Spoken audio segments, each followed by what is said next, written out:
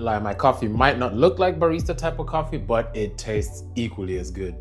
I don't know. Maybe I should start a coffee shop. I don't know. Maybe I should start my own bakery. I don't know. Okay, so why did I start this video with me making coffee, right?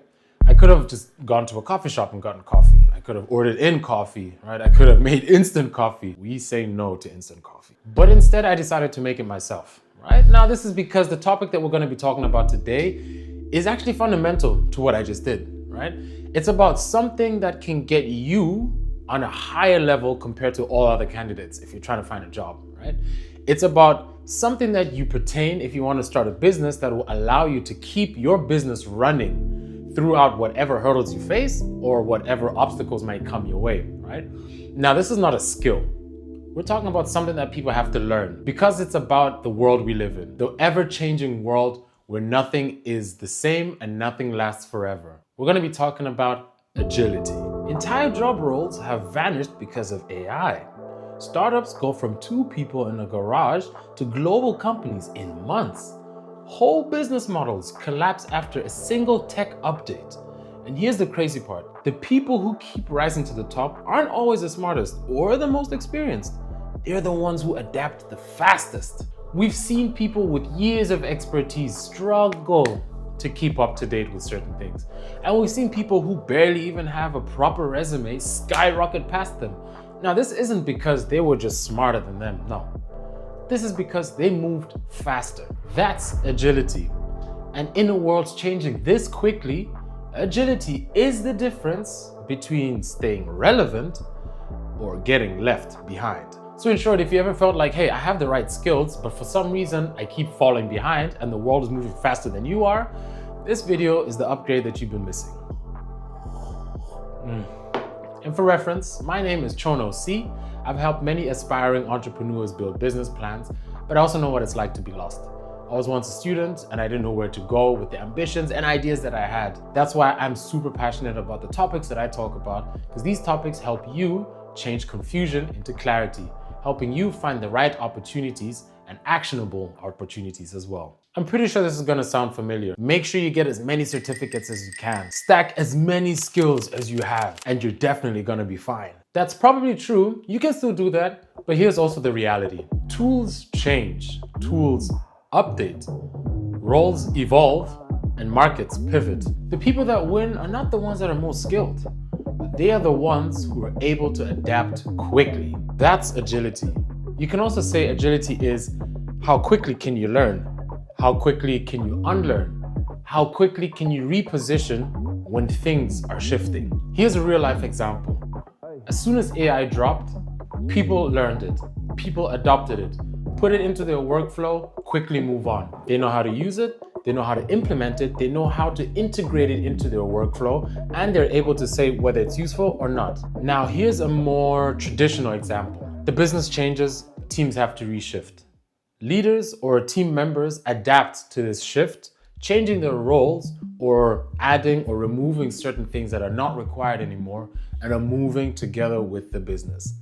Those who are not agile enough prefer to stay in their comfort zone or where they think it's better, which in turn means they're not moving with the company. So in that case, they're not as agile. Another example, let's say the client's priorities change. Agile people will rescope, keep the momentum, and protect the relationship in order for things to keep on going. Let me give you guys one more micro example, right? You've got 2 editors. The first editor is learning everything that they can about the system and the platform itself, right? So this person is honing their skill on one platform. Now you've got the second editor. This person is more or less working with different teams. They are also updating their process. They're also learning new tools at the same time. So now, 6 months later, who do you think is going to be the person leading the teams when it comes to bigger campaigns? The second editor will be the one leading the projects.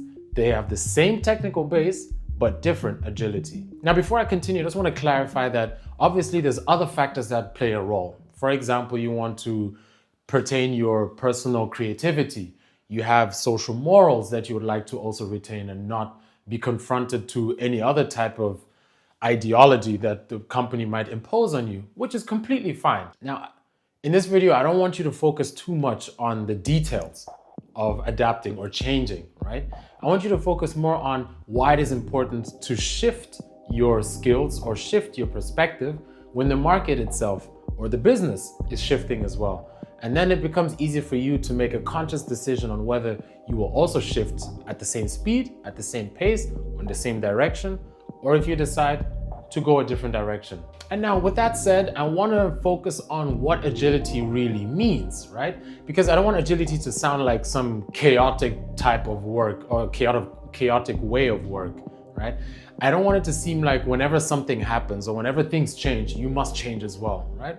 Agility is more about your learning speed, your learning adaptability as well, how quick you are able to adapt when something shows proof of success or ideas are changing and priorities are shifting.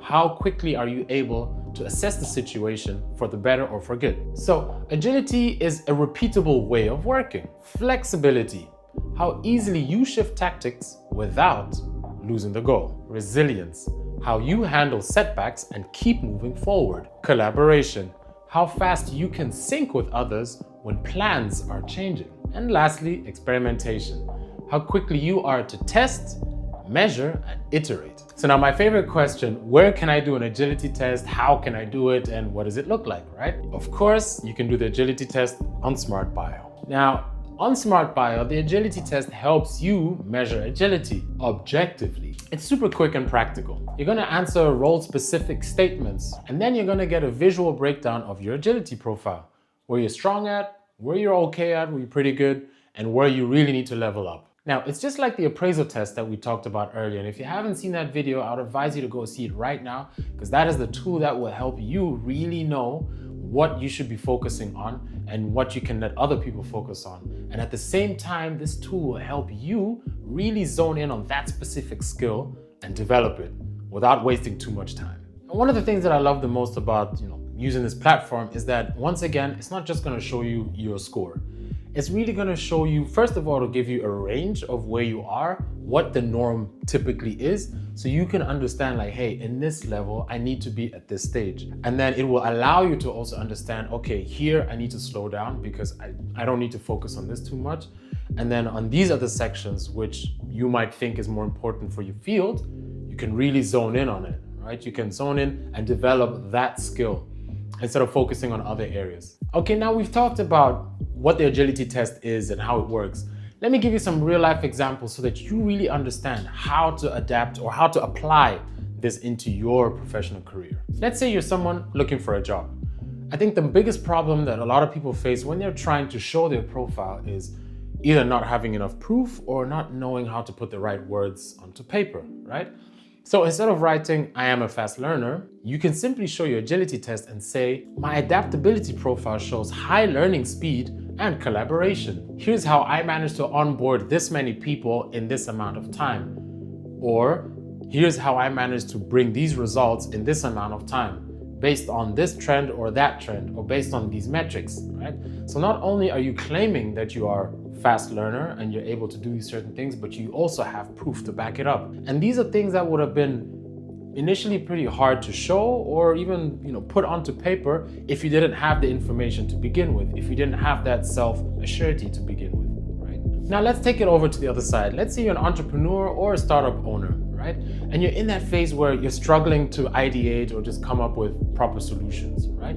The agility profile will make it easier for you to understand which stage you really excel in, right? Do you excel in the beginning stages where you come up with an idea and you're all big picture oriented, right? Instead of really focusing on the little issues that really drain your brain, for example, financials, sales, customer acquisition, and so on and so forth. And with this information, you will clearly understand that instead of focusing on doing everything because you feel like it's your job, rightfully so, but instead of focusing on trying to do everything, you're gonna end up working smarter, keeping the momentum in your business by outsourcing people who are actually more fitted to do the task that you're struggling to do.